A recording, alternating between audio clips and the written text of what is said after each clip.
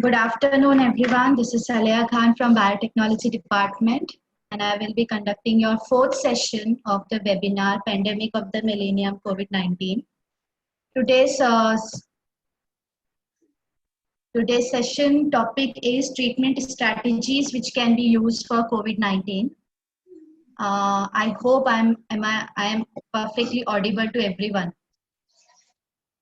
Please in chat message if am I audible or not.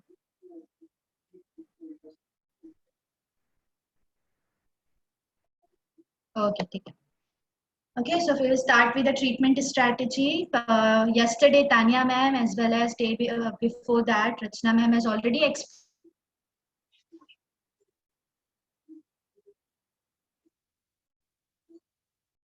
Okay, and that's why the treatment strategies becomes very important.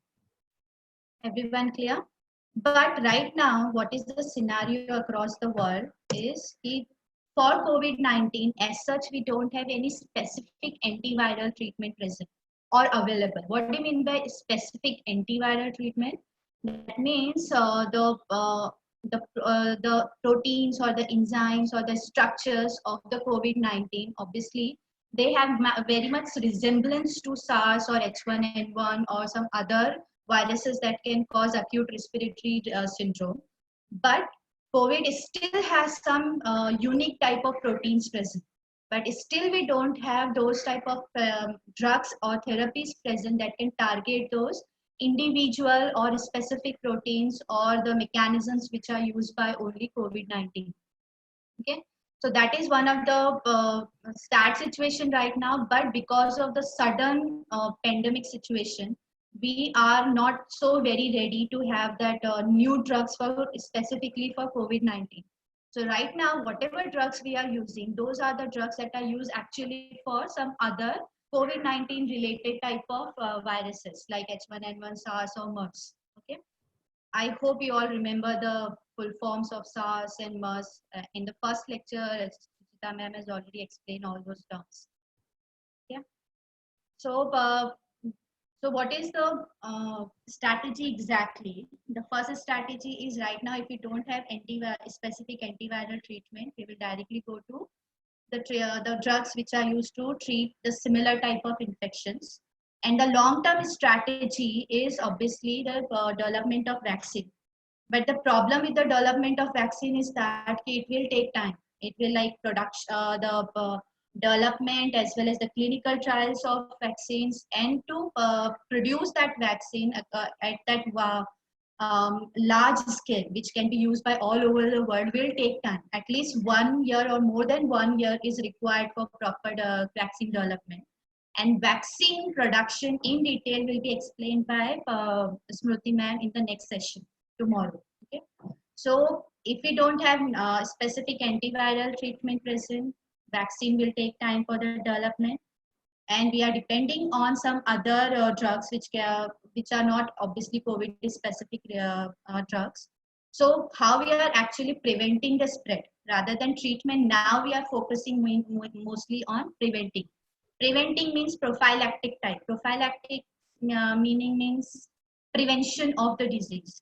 And the prevention of the infection is done by the containment of COVID-19.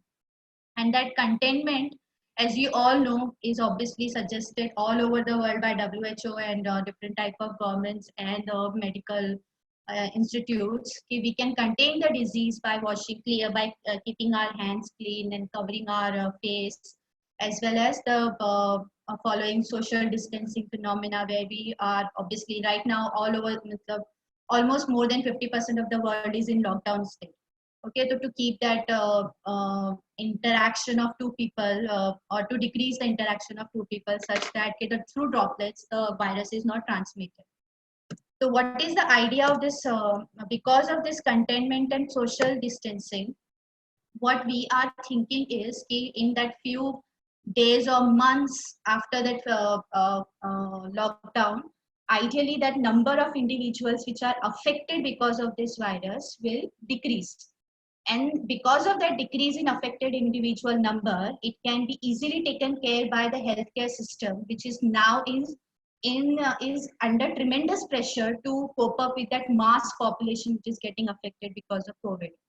Okay, so the containment right now is the major weapon which we are using for the time being, just to reduce the number of affected individuals. Clear, everyone? Up till now?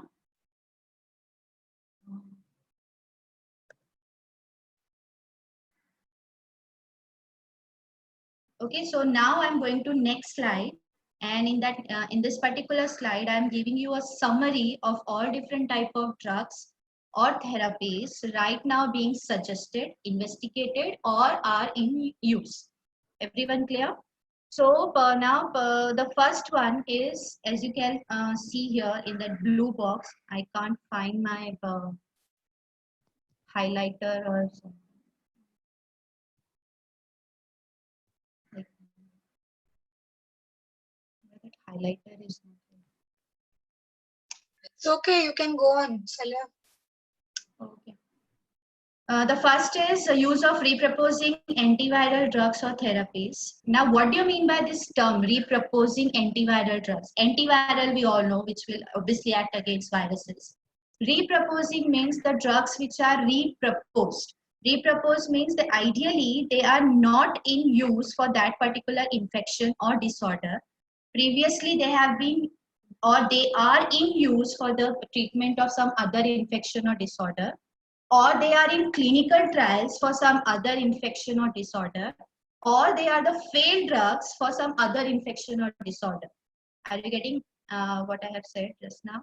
So reproposing drugs are the drugs that are meant to work for some other infection or disorder. But after some by chance or by some trials, they have found out that this particular drug can be a positive drug or can have a promising effect or can show promising results for COVID-19 as well. So those type of drugs which are supposed to be the drugs for some other infection are now being used for COVID-19. Exactly clear? So reproposing drugs are the drugs that are in use for some other infection or are in clinical trials for some other infection or are the failed drugs which are not in use for other infection, but scientists or the doctors have found out, okay, these drugs are showing positive results in COVID-19, so we can use these drugs for COVID-19 prophylaxis therapy के लिए or directly for the treatment. Are we clear? Okay. So now these antiviral drugs or therapies, where exactly they act, what are their mode of action? I have just summarized here. The first two are the basic mode of action. See, viruses have that typical life cycle, which was also explained by Suchita ma'am in the first session. Okay, while all the viruses, what they do is they first enter in the by binding to a specific receptor on the host cell, they enter into the cell, they multiply, and they get released from the host cell. Okay, so these are the sites where you have where the antiviral drugs will act. So you have different categories of antiviral drugs that will act at different points of life cycle or different phases of life cycles of the virus. Clear, everyone? Okay. Now the lower category of therapies is referred as adjunctive therapy. Adjunctive means it is related to adjective word. Adjective means which is kind of helping or the thing which will help something or which will enhance the effect of something. Okay. So adjunctive therapies are not the ones that will kill the virus or that will inhibit the multiplication of the virus, but they will help in reducing the severity of the infection. What do you mean by why it is so important कि severity reduce करना है? See, in case of COVID-19, the major or the organ which is being affected is mainly lungs, right? So now, if lungs are getting or they are getting showing necrosis or degeneration because of the viral growth and inflammation, and if slowly you are facing that lung failure stage, now if lungs are not there, what those antiviral drugs will do, even if the lungs are not working या फिर वो मर चुके हैं, then तुम्हारे drugs कुछ काम के नहीं होंगे. Okay, So that's why the adjunctive therapies help in keeping your lungs healthy, such that, or it gives those antiviral drugs a time or duration in which they can come and act on virus. Matlab, they can inhibit the viral multiplication. Everyone clear? Okay. So if I can give the example related to adjunctive therapies, if consider a team which is already six down, because the wicket is already six down and the run rate is around 15 runs per over. Okay. But if you keep on thinking कि नहीं, I have to score that 15 per over runs per over के rate पे to win the match. But if you go aggressive, obviously you will keep on losing the match. Okay, losing the match by obviously by losing the wickets. So what you can do is you can conserve your wickets such that if you have even one batsman who can hit it out, so that one person will be more than enough to give you 25 runs per over ka run rate as well as 50 runs per over ka run rate at the end, if you preserve your wickets. So the same thing is applied here. If you preserve your tissues or organ in a slightly manageable statement, then those antiviral drugs can act on viruses. If lungs or organs are organ itself are showing failure, organ failure, so without organs, obviously the person will not survive, and even antiviral drugs can't do anything. Okay. So remember, during this whole treatment, there are chances that the organ can show organ failure because of the inflammation maybe. And to keep that organs alive or in slightly healthy state, you require these adjunctive therapies. And obviously to reduce the severity of the infection. So these are the different type of methods that can be used in adjunctive therapies, which we will discuss one by one afterwards. Okay. So now, as far as the type of therapies, I hope everyone is clear about it. In chat, you can show thumbs up if you are clear about the type of therapies that can be used.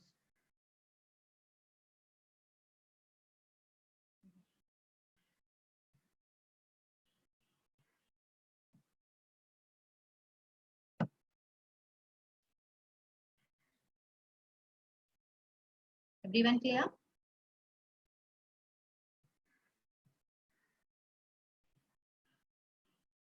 Okay.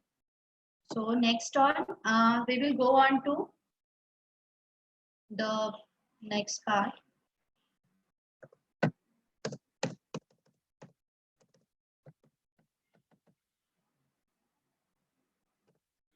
This I have just added to tell you why reproposing drugs are important, or why we are thinking about reproposing drugs rather than developing a de novo drug, completely new drug specific only to COVID-19. So remember, this de novo drugs always take time, right from discovery to cover those clinical trials ka phases, and then coming finally into market after studying or investigating the efficacy as well as the safety levels of that drug. In case of drug, the reproposed drugs, we already know about little bit about those drugs ka mode of action and toxicity levels, because that has been already done for some other infection or for some other disorder. And that's why reproposed drugs always take lesser time as well as the lesser in lesser matlab in they are cost efficient as well, because in that lesser duration minimum number of tests are required to find out whether they can be used for COVID-19 or similar type of infections or not for the treatment. Okay. Now this is first. Now we will go on to the antiviral drugs site of action, or directly into antiviral drugs mode of action. This picture is a kind of summary of life cycle of COVID-19, which was explained by Suchita Mann. So if you look at this picture closely, there are some red arrows, inhibitory arrows with that flattened rather than the pointed arrows, inhibitory arrows. Inhibitory arrows are showing at what stage those drugs can actually inhibit the phase of replicate or the life cycle of the virus. Okay. Now here, if you look at the picture closely, this is the virus which is first binding to the receptor. If you all remember, the receptor is ACE2, which is the angiotensin related receptor. After the binding, the virus entry can happen in two ways. Either by endocytosis, in case of endocytosis, the virus as well as the receptor, both are taken in the form of a complex. So this whole complex in an endosome, they are by endocytosis taken in. Then the viral genome is released, and that viral genome is used for protein synthesis as well as for replication. And after assembly, the virus or the viral particles are released from the host cell. So what are the sites at which your drugs can act, or antiviral drugs can aim that viral replication inhibition or the viral multiplication inhibition? Is mainly the entry point, protein synthesis point, genome replication point, and the release point. Everyone clear till now?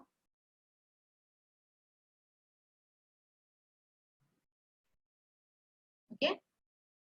So what all things you have? You have different sites of action. The drugs can act at entry point, then protein synthesis point, replication point, as well as the release point. So first we will start with the drugs that actually prevent attachment and entry of the virus into the cell. Everyone clear? Okay. So the drugs that actually inhibit attachment and entry into the host cell, that are generally considered the prime drugs, because they generally don't allow the virus to enter inside. And if the virus doesn't enter inside, the replication and obviously the release part will be automatically affected or will be inhibited. Okay. So there are a number of drugs in the market right now which are known to inhibit some other viruses ka entry. But for COVID-19, in news for past few days had been this particular drug known as chloroquine. Okay. Now chloroquine is actually an anti-malarial and anti-inflammatory drug, which obviously is used to kill the malarial parasite and to reduce the inflammatory responses. But if you look at the structure closely, the full name of this particular drug is chloroquinolone diethyl pentane diamine. Okay. Now this particular drug is a weak base. What do you mean by weak base? Obviously it is carrying diamine, two amine groups, and amine groups are generally considered as the weak bases. So that's why the chloroquine chemically it is a weak base kind of compound. Just remember that part. Okay. So what is the role of chloroquine in inhibiting the attachment and entry of COVID-19?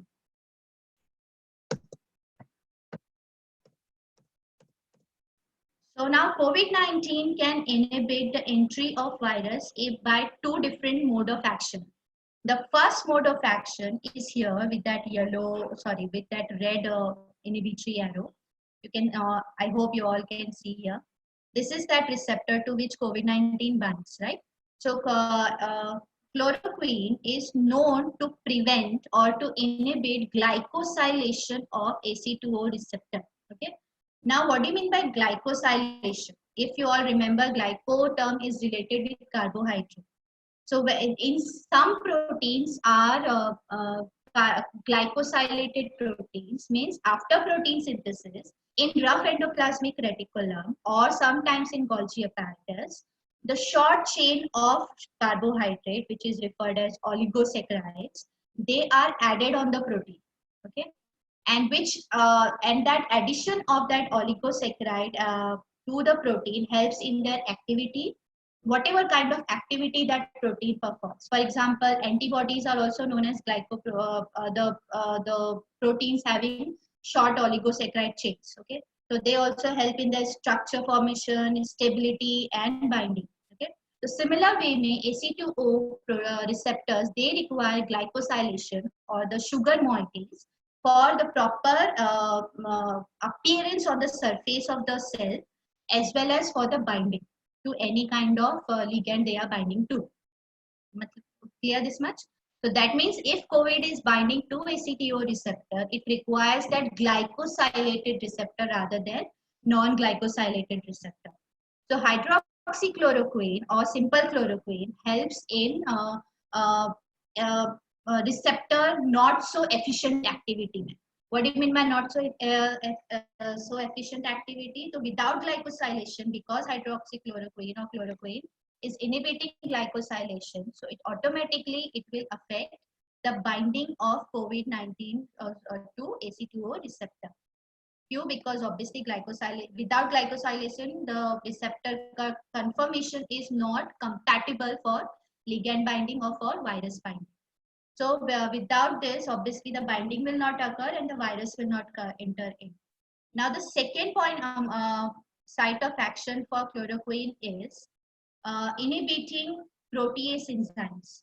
Now if by chance or even by without glycosylation, or if some of the receptors are still getting glycosylated and the virus is entering inside, okay, so after that complex formation in that endosome, if the virus is taken in, so remember the virus in that endosome is in complex with the receptor.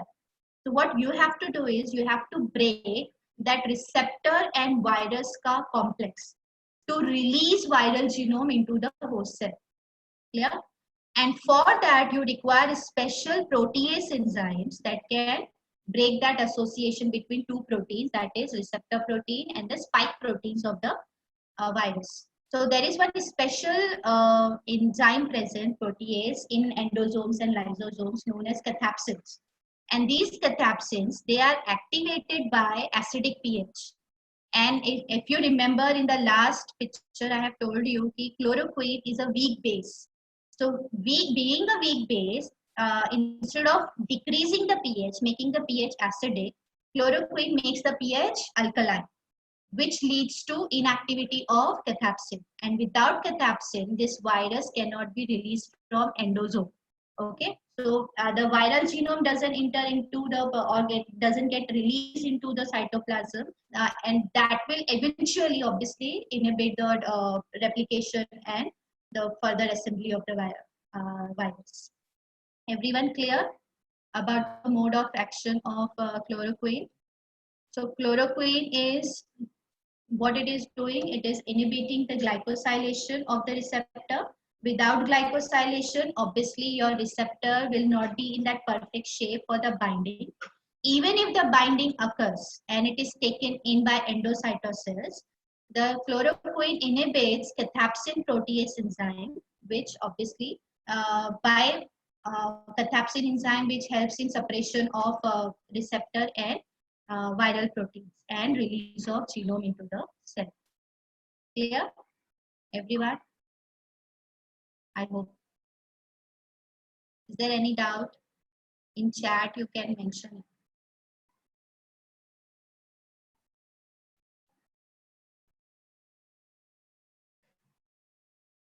Are you all there or everybody is sleeping? Okay, in that picture, I have used the term chloroquine, but in news or in different journals, they have been using the term hydroxychloroquine sulfate or hydroxychloroquine phosphate.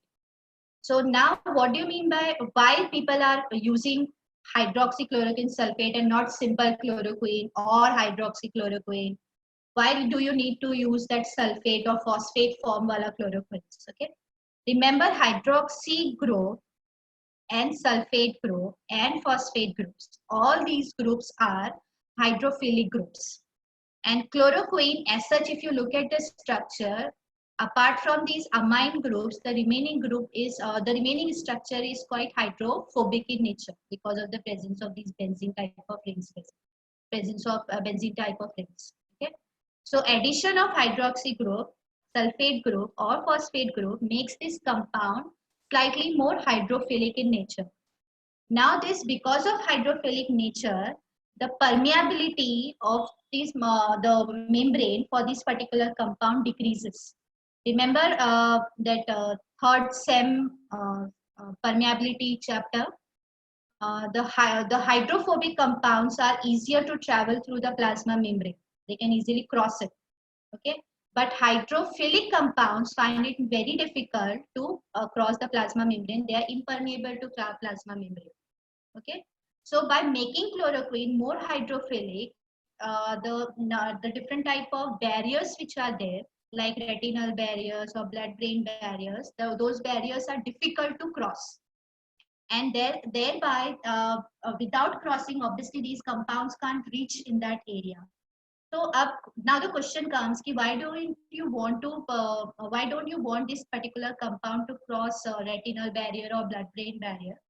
Because the major side effects which have been studied in case of found out in case of chloroquine treatment is related to eye, heart, and muscles. And eyes are the most or the primary structures where the major symptoms or side effects have been observed, like partial blindness, complete blindness, color blindness, right? And to prevent that side effects on that eye side, they have added these hydrophilic groups that can obviously reduce retinal toxicity. Clear this much? So what is the idea of adding hydroxyl group or sulfate group or phosphate group? To reduce the toxicity of chloroquine, which is generally observed without that hydrophilic groups. Everyone clear? Okay. Now for any compound, whether it is some other antiviral compound or a drug or chloroquine, all these drugs are generally used in combinations rather than used alone. So to get that combined effect, what we generally do is we use the drugs in combination.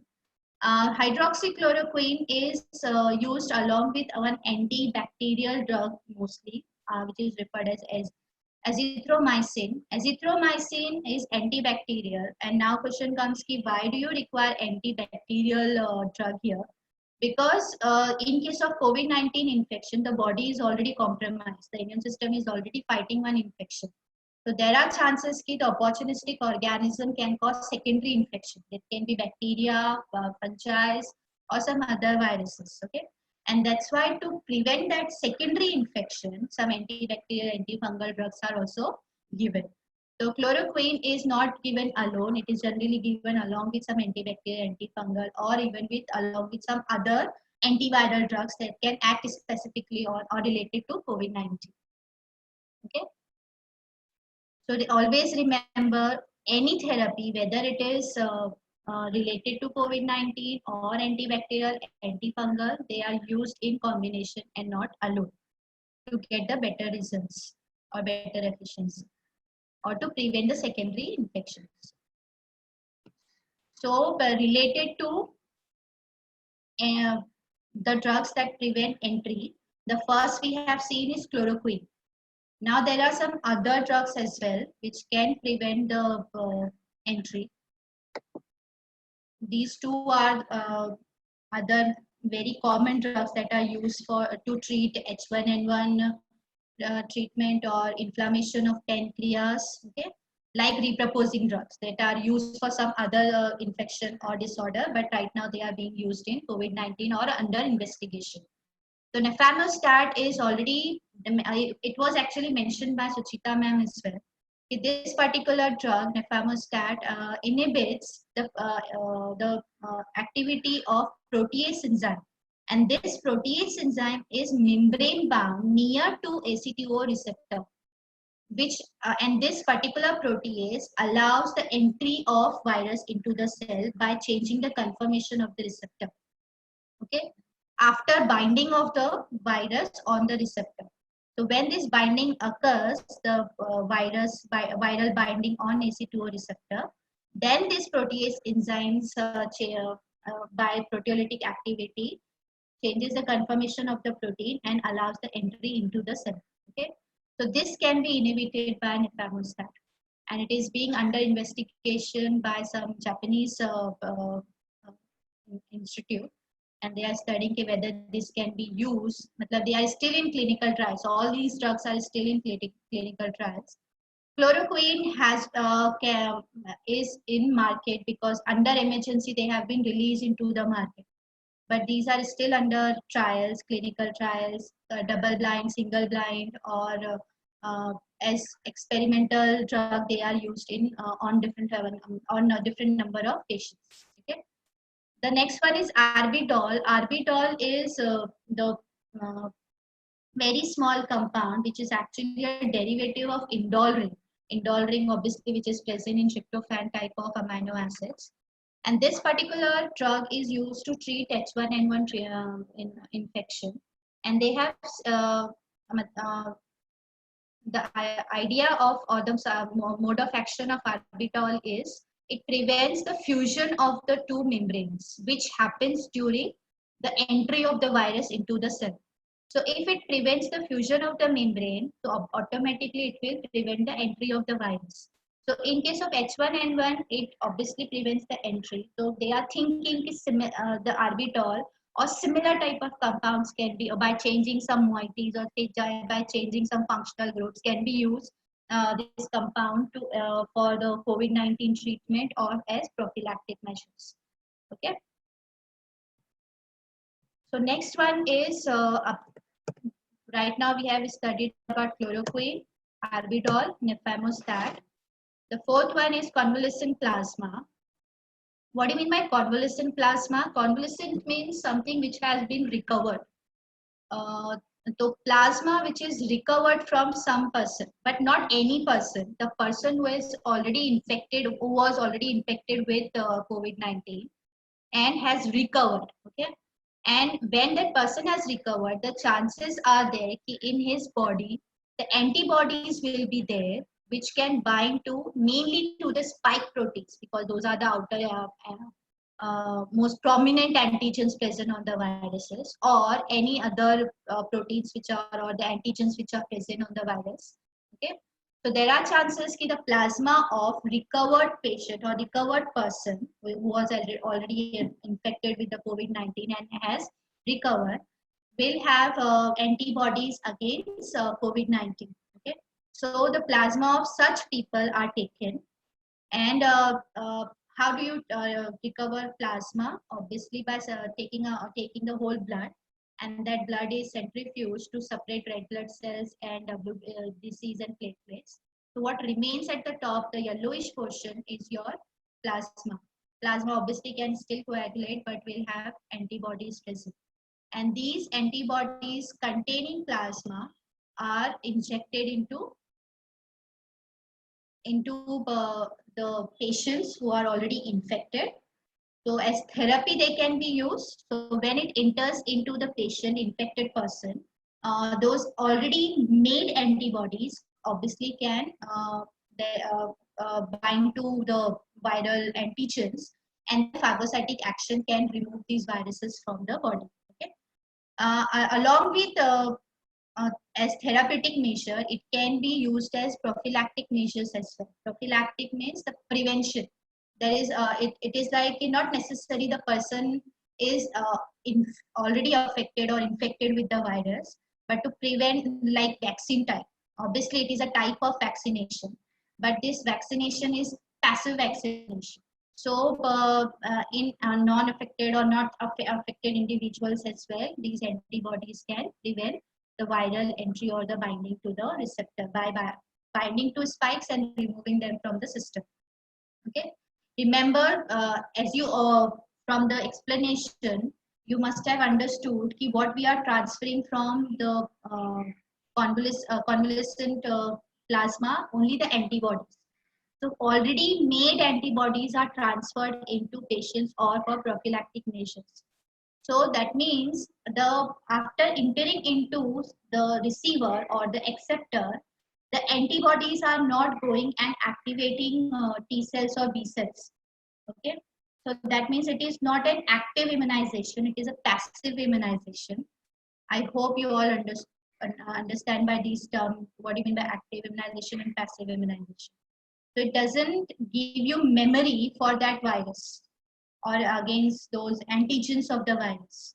It just helps in binding to the antibodies will just go bind to the antigens.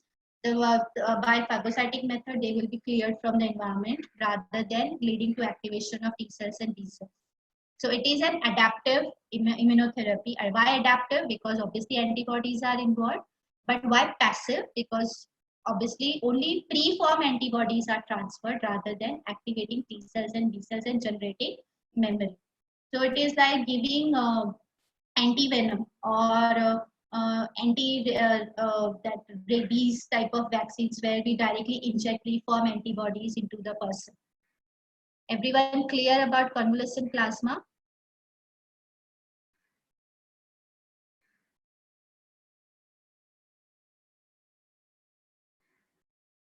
Okay. Now, convalescent plasma do have some drawbacks or some precautionary measures have to be taken. Convalescent plasma is a classic or old type of technique which have been used for centuries or for years. And it was very effective in case of SARS and H1N1.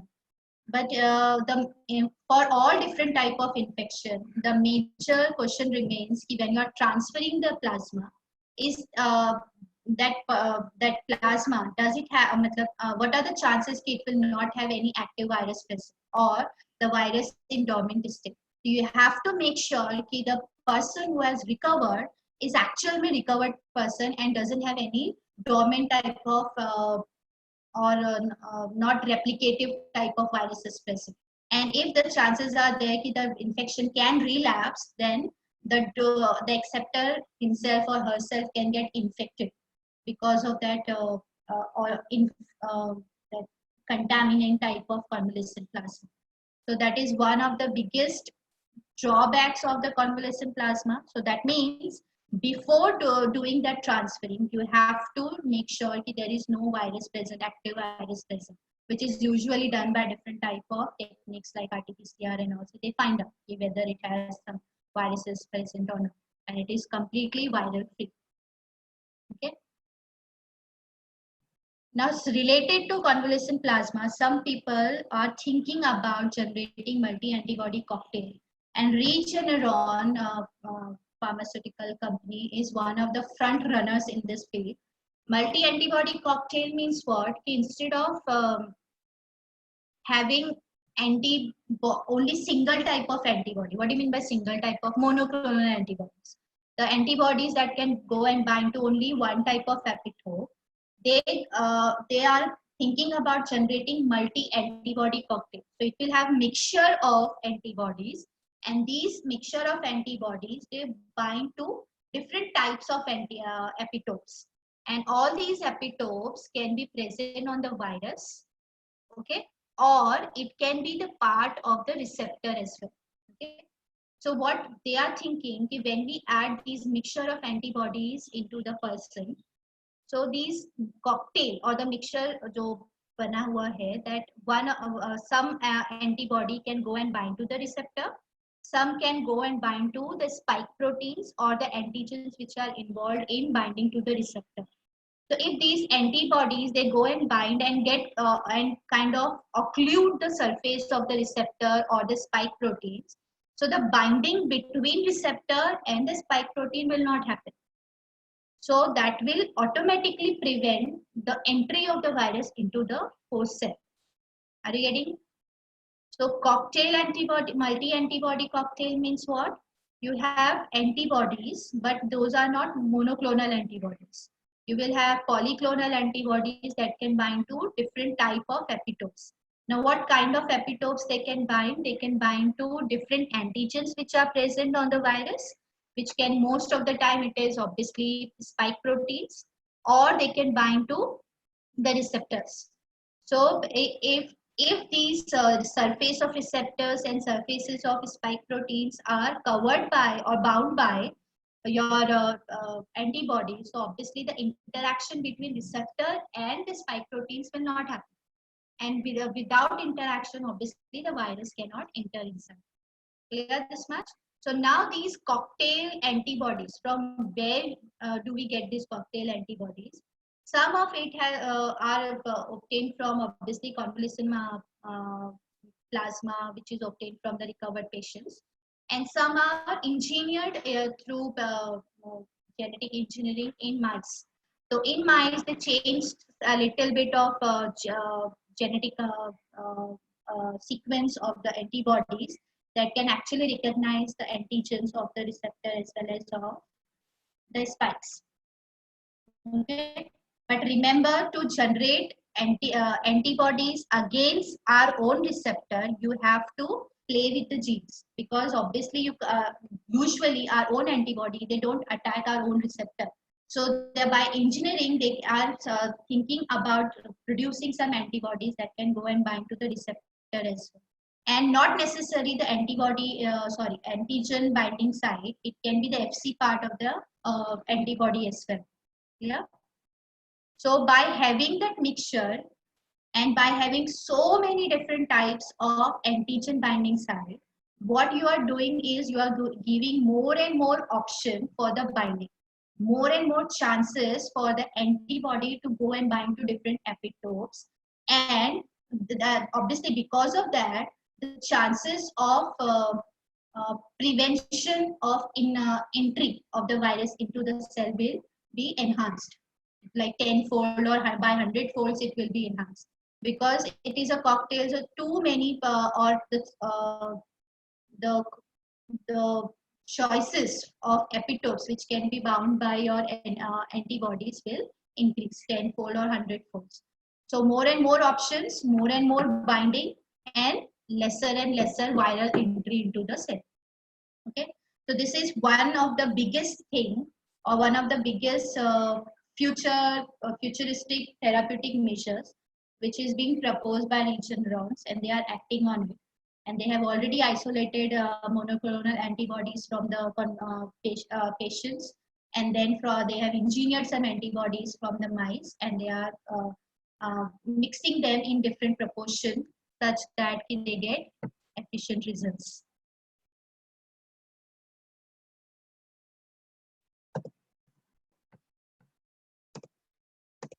Okay, so now next ones are the ones that actually prevent the replication. In replication, as in the first lecture, they have already, Suchita ma'am has already explained, these are the important enzymes that are involved in replication: RNA polymerase, protease, neuraminidase, and endonuclease. So these are the different drugs that are in study. They are still in clinical trials and not in commercial use. Okay. Most of these drugs are used against HIV or H1N1 or Ebola. The most promising one right now is remdesivir, and it is in very much in news for its effectivity. This remdesivir is a nucleotide analog. What do you mean by pro-nucleotide analog? Means it is usually not in active form when it enters in the body, but after getting absorbed in the stomach and metabolized, it gets converted to active form, and that active form inhibits the enzyme. So for example, this is the structure of remdesivir. Remdesivir is nucleotide analog. This is the ATP structure, normal ATP structure. If you look at the structure of remdesivir, this has similar structure with some changes here and there, that ring rotation or addition of some other groups. So usually the remdesivir is added in that without phosphate form, means in nucleoside form. And when it enters in the body, it is converted into triphosphate. That is, the pro-drug is converted into active drug. And then this remdesivir, whatever active drug now it is, it goes and binds to the active site of RNA polymerase. But like normal substrate, the RNA polymerase cannot use remdesivir. Okay? So the elongation of RNA, or the formation of RNA or application of RNA automatically stops. So similar way, the protease inhibitors or endonuclease inhibitors or neuraminidase inhibitors, they go and bind to the active site such that the viral enzymes become inactive. And without their own enzyme, obviously they can't continue with the multiplication or replication and multiplication process. Clear this much?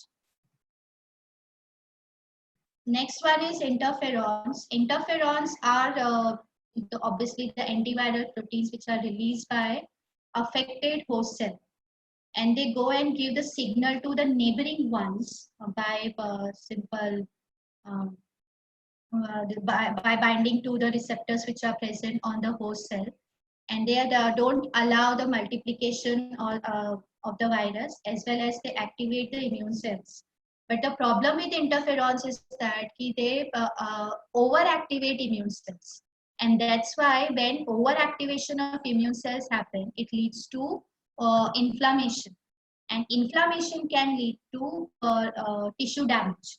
So if the tissues are getting damaged, obviously the person won't be able to handle means if the tissues are getting damaged, or if their tissues itself are getting or tissues are dying, obviously your antiviral drugs won't be that effective, and you have to keep your tissues healthy as far as possible. And that's why interferons use is not so positive sign, or it is generally not given thumbs up. So right now in nowadays they are used in combination, but in very less concentration. And interferon beta is the one which is usually shown to have some significant antiviral activity. Because if you are using interferons in very high concentration or alone, or solely if you are depending on interferons, it can lead to overactivation of immune cells and can lead to inflammation. So similar way, and in case of adjunctive therapies, we have anti-cytokine or immunomodulatory agent. Like interferons, when your cells, when any virus, for example, here COVID-19 enters into the host cell, obviously the phagocytic cells of that area are activated. And these phagocytic cells, they release and cytokines. These cytokines, they go and activate some other immune cells, and these immune cells then further release their own set of cytokines, and these cytokines then attract more number of immune cells. So in short, what is happening, if when any tissue damage or infection occurs and the cell thinks there is some kind of problem, it starts releasing cytokines to attract immune cells, such that those immune cells can come and fight against that infectious agent. But in this positive feedback mechanism, the whole activation in chain is if it is done in overwhelming. Overwhelming means if the immune cells are activated too much, or too much of activation, or too overactivation is happening, it can lead to mass entry of immune cells in that area. And because of that mass entry and mass fighting, it can obviously lead to the death of that whole neighboring cells. Okay, and that's why in the major problem with the cytokine storm, because what do you mean by cytokine storm? Too many cytokines are released and too many immune cells are attracted to that affected area. Can lead to acute respiratory distress syndrome, necrosis, tissue destruction, and because of dilation of blood vessels, it can lead to internal bleeding as well as unwanted coagulation in some places. Okay, and because of this, if the tissues are getting destroyed, obviously it can at severe stage it can lead to the organ failure as well, and sometimes multiple organ failure can happen. And that's why to prevent this over inflammatory response, which can affect the organ itself without killing the virus infectious agent at that much rate, we have to prevent that over necrosis or over inflammatory process. So for that, one of the most promising drug is actually tocilizumab drug. Tocilizumab is actually engineered monoclonal antibodies, and these engineered monoclonal antibodies, they go and bind to cytokine receptors. So even if the cytokines are released, these cytokines are unable to bind to the receptor because they have already tocilizumab antibodies present there. So if antibodies are already in the complex with the receptor, your cytokines cannot bind, and without binding, obviously signaling will not happen, and those immune cells will not be attracted towards that infectious or inflammatory region. Okay, so the rate of inflammation or the degree or the intensity of the inflammation will reduce, and that will give your antiviral drugs a chance to go and kill the virus. Okay, the most common receptor which is inhibited by tocilizumab, or the people are targeting the receptor, is interleukin 6 receptors. So interleukin 6 is one of the most common cytokine which is released during such kind of inflammatory response. So people are targeting inflammatory 6 receptors. So the epitope, the antigen binding site of tocilizumab actually go and bind to the epitope of IL-6 receptor. There are some other candidates as well. These are the other agents or the antibodies that or the chemicals that can go and inhibit the receptors or the pathways like complement pathway, JAK-STAT pathway, such that the inflammation response is reduced. And all these drugs and antibodies are already in use, or they are approved for some other treatments like rheumatoid arthritis, cancer, multiple sclerosis, H1N1. All these are, majority of these are autoimmune diseases, and some obviously cancer treatment and all may be used. So the last part is, along with those things, we have to give some supplementary help, and that supplementary help is oxygen therapy and fluid management.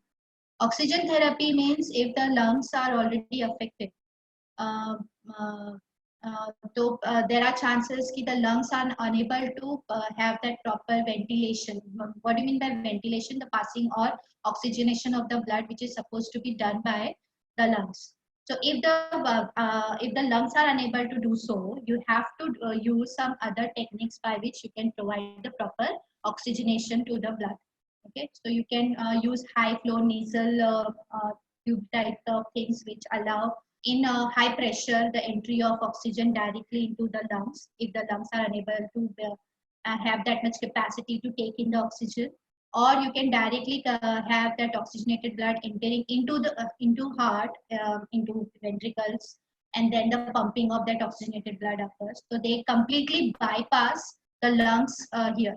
So this technique is used in case of very severe or severe stage of COVID-19 infection, where they completely bypass the lungs because lungs are not in the state to carry out that oxygenation of the blood.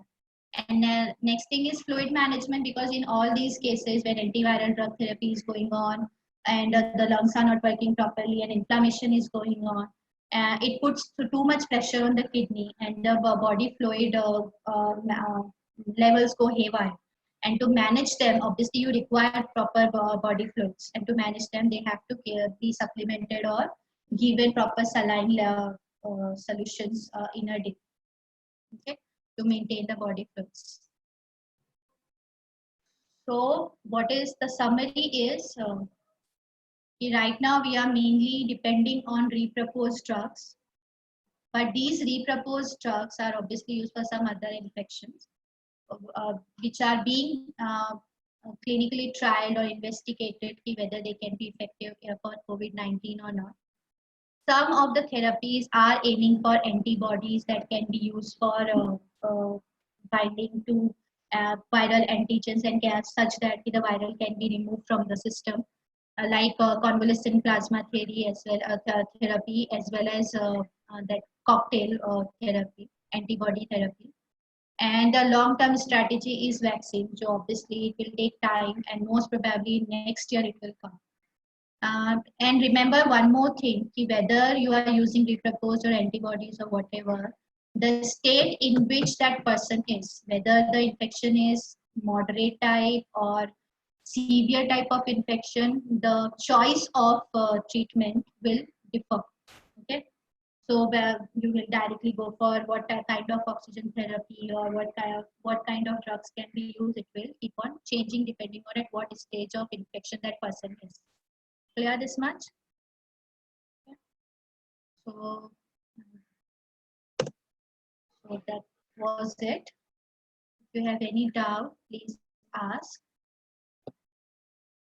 I hope I was clear. I don't know.